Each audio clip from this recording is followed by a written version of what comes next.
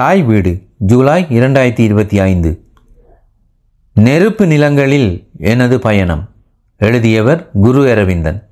வாசிப்பவர் குமணன் தம்பி. நாங்கள் எந்த கவலையும் இல்லாமல் பூமியில் வாழ்ந்து கொண்டிருந்தாலும் இயற்கையை அரவணைத்து செல்ல வேண்டிய சூழ்நிலையில் இருக்கின்றோம்.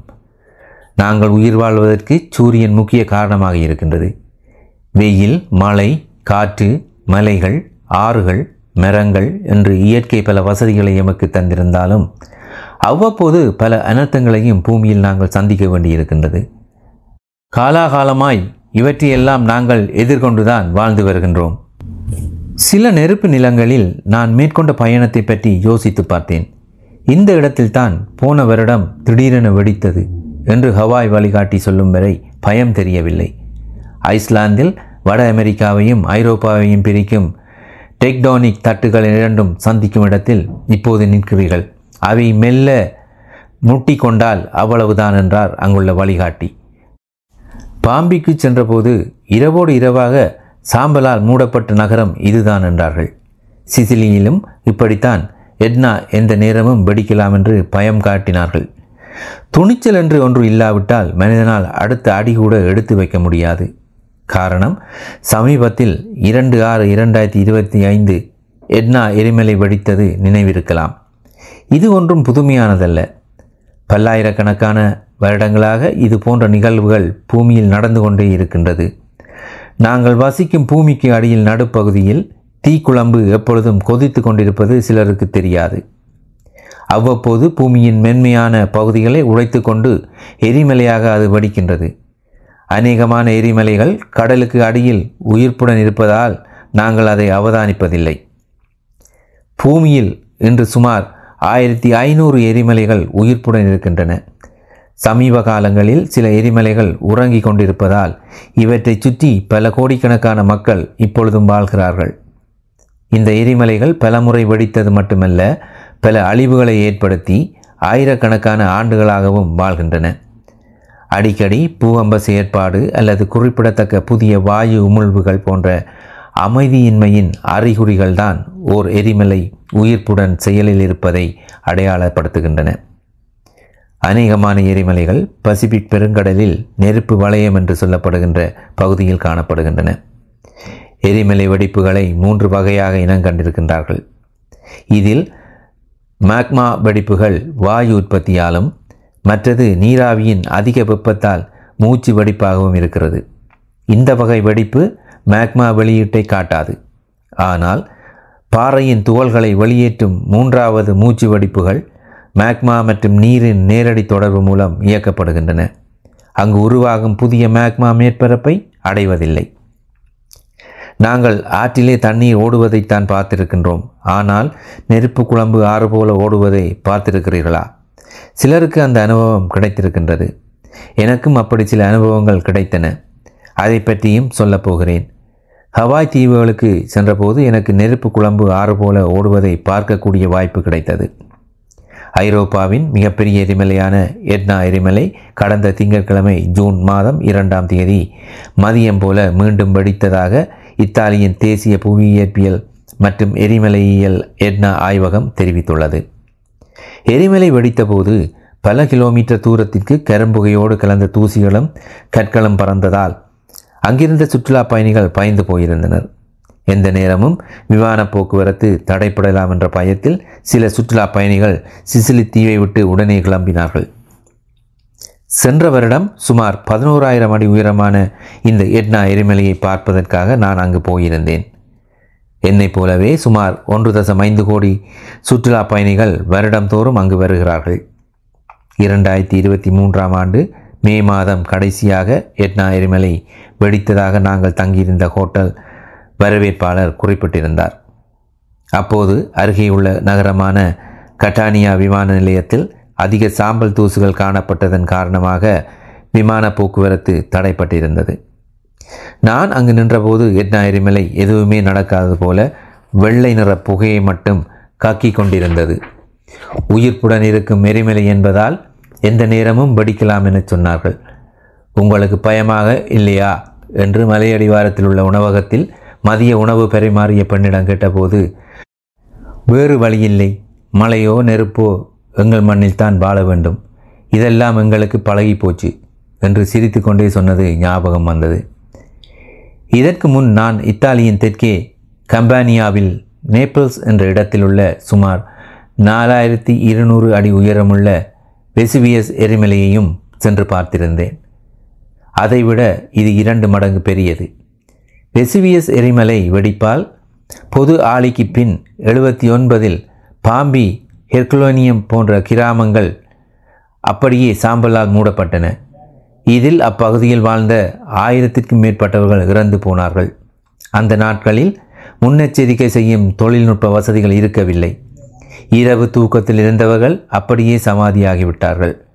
ஒரே இரவில் அத்தனை மக்களும் சமாதியானதை கேட்டபோது அப்படியே ஒரு கணம் உறைந்து விட்டேன். சாம்பலால் மூடப்பட்டிருந்த அந்த கிராமத்தை இதுவரை காலமும் அப்படியே கைவிட்டிருந்தார்கள். உடல்கள் சாம்பலால் மூடப்பட்டிருந்ததால் பழுதாகாமல் இருந்த அந்த உடல்களை சமீபத்தில் அப்படியே எடுத்து அங்கே காட்சிக்கு வைத்திருந்தார்கள். அந்த கிராமத்தையும் அப்படியே காட்சிப்படுத்தி இருந்தால் அக்கால மக்கள் எப்படியான வாழ்க்கை வாழ்ந்தார்கள் என்பதை அதிலிருந்து அறிய முடிந்தது. அக்காலத்தில் போக்குவரத்து வண்டிகள் இல்லாததால் அக்காலத்து வீதிகள் எல்லாம் நடைபாதை அளவாகவே இருந்தன. ஜூன் மாதம் 1ஆம் தேதி இரவு எட்னா எரிமலையில் நடுக்கங்கள் ஏற்பட்டதாகவும் தொடர்ந்து ஜூன் மாதம் 2ஆம் தேதி வெடிப்பு ஏற்பட தொடங்கியதாகவும் இத்தாலியின் புவி இயற்பியல் மற்றும் எரிமலையியல் தேசிய நிறுவனம் அறிக்கையில் தெரிவித்துள்ளது. முதல் இரவே வெப்பத்தை அவதானிக்கும் கேமராக்கள் வெப்ப அதிகரிப்பை எச்சரிக்கை செய்ததாகவும் தெரிகின்றது. பொது ஆளிக்கு முன் 396, பொது ஆளிக்கு முன் 122 காலங்களில் இந்த எரிமலை பெரிதாக வெடித்ததாக வரலாற்று சான்றுகள் இருக்கின்றன. 1669ஆம் ஆண்டு ஏற்பட்ட வெடிப்பு இப்பகுதியில் உள்ள பல கிராமங்களை அழித்ததாக தெரிகின்றது. கருமையான சாம்பல் வாயு மற்றும் பாறை துண்டுகள் இந்த எரிமலை வெடிப்பின் போது வெளியேற்றப்பட்டன. பைரோகிளாஸ்டிக் நகர்வு என்று இதை ஆங்கிலத்தில் குறிப்பிடுகின்றார்கள். பாதுகாப்பு கருதி எரிமலை பகுதிக்கு செல்லும் அநேகமான பாதைகள் மூடப்பட்டிருந்தன. எட்னா எரிமலை சுமார் 3000 ஆண்டுகளுக்கு முந்தைய அடிக்கடி வெடிப்புகளின் வரலாற்றை கொண்டுள்ளது. பிப்ரவரி மாதம் நடந்த கடைசி பெரிய வெடிப்பின் போது புதிய வாய் என்று சொல்லப்படும் போகோ நுவோவா என்ற பள்ளத்தில் இருந்து சுமார் 3 கிலோமீட்டர் தூரம் வரை எரிமலை குழம்பு ஆறுபோல் ஓடியது. இத்தாலியில் ஸ்ட்ரோம்போலி எரிமலையும் உயிர்ப்புடன் தான் இருக்கின்றது. எரிமலை குழம்பு ஓடுவதை அருகே சென்று பார்க்க விரும்புபவர்கள் எப்போது எங்கே வெடிக்கும் என்று காத்திருக்க தேவையில்லை. ஹவாய் தீவுகளுக்கோ அல்லது ஐஸ்லாந்து தீவுக்கோ சென்றால் எரிமலை குழம்பை பார்க்க முடியும். ஹவாய் எரிமலை தேசிய பூங்காவில் கிளாபியா மற்றும் மவுனா லோவா போன்ற முக்கியமான எரிமலைகள் இருக்கின்றன. சமீபத்தில் கிளாபியா வெடிப்பு டிசம்பர் 2024ஆம் ஆண்டு தொடங்கியது. தொடர்ந்து 24வது தடவையாக சென்ற மே மாதம் 25ஆம் தேதி மீண்டும் வெடித்தது. 2020ஆம் ஆண்டு டிசம்பர் மாதம் கிளாபியா வெடிப்பின் போது சுமார் 60,000 புவி அதிர்வுகள் பதிவு செய்யப்பட்டன. 2021ஆம் ஆண்டு அங்கு சென்றபோது அங்கே பாதுகாப்பு வேலி போட்டிருந்ததால் மிக அருகே செல்ல எங்களை அனுமதிக்கவில்லை. சற்று தூரத்தில் நின்றுதான் பார்க்க அனுமதித்தார்கள். அது ஒரு பெரிய கொதிக்கும் நெருப்பு குழம்பு ஆறு போல ஓடியது. நாங்கள் ஹவாயில் இருந்து திரும்பிய மறுவாரம் எந்த பாதையால் நாங்கள் தேசிய பூங்காவுக்கு சென்றோமோ அந்த பாதை ஓரிடத்தில் பெரிதாக 2ஆக பிளந்து புகை காக்கி கொண்டிருந்தது. இது போன்ற சில எரிமலை தேசிய பூங்காக்கள் அமெரிக்காவிலும் இருக்கின்றன. வாஷிங்டன் மாநிலத்தில் உள்ள மவுண்ட் ட்ரெய்னர், கலிஃபோர்னியாவில் உள்ள லாசன் சிகரம் மற்றும் வயோமிங்கில் உள்ள எல் லோஸ்டோன் கல்டோரா போன்ற உயிர்ப்புடன் உள்ள எரிமலைகளை கொண்ட பல தேசிய பூங்காக்கள் உள்ளன. அலாஸ்காவில் 11,000 அடி உயரமான ஸ்பார் எரிமலை 1953ஆம் ஆண்டு 1992ஆம் ஆண்டுகளில் பெரிதாக வெடித்தது. இந்த எரிமலை ஆங்கரேஜ் தலைநகரிலிருந்து மேற்கே சுமார் 70 மைல் தூரத்தில் இருக்கின்றது. மலை அடிவாரத்துக்கு சென்று பார்த்தேன். பனிப்படலம் காரணமாக மேலே ஏறி செல்வது கடினமாக இருந்ததால் தவிர்த்து கொண்டேன். ஐஸ்லாந்தில் பர்தர்புங்கா, ஹெல்கா, ஸ்வாட்செங்கி, கெர்லா போன்ற எரிமலைகளும் அடிக்கடி வெடிக்கின்றன. கெல்டிங்கடூர் என்ற இடத்தில் 2021ஆம் ஆண்டு எரிமலை பெரிதாக வெடித்தது. சுமார் 40,000 புவியதிர்வுகள் அப்போது அங்கே பதிவு செய்யப்பட்டன. தூசு மண்டலம் காரணமாக விமான போக்குவரத்து அப்பாதையில் ஒரு வாரமாக தடைப்பட்டிருந்தது. அங்கு சென்றபோது புகைகளுக்கு நடுவே குழிகளுக்குள் கொதித்து கொண்டிருந்த எரிமலை குழம்பை மிக அருகே சென்று பார்க்க அனுமதித்தார்கள். அப்பகுதியில் இருந்து சல்பர் டை ஆக்சைடு வாயு நாற்றம் பரவியது. இதிலிருந்து வெளிவரும் புகை நுரையீரலை பாதிக்கலாம் என்ற எச்சரிக்கை பதாகையும் அங்கே இருந்ததனால் அதிக நேரம் அங்கே செலவிடவில்லை.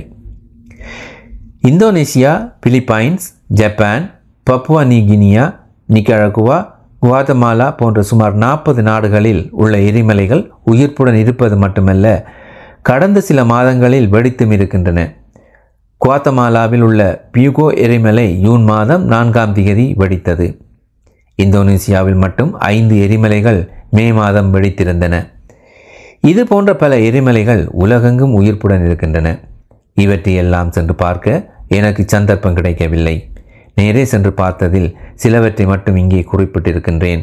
அநேகமாக எல்லா எரிமலைகளும் ஒரே மாதிரியான செயற்பாடுகளைத்தான் கொண்டிருக்கின்றன. இப்பொழுதெல்லாம் நவீன தொழில்நுட்ப வசதிகள் காரணமாக ஓரளவு முன்கூட்டியே எரிமலை வெடிப்பை அறிந்து கொள்ள முடிகிறது.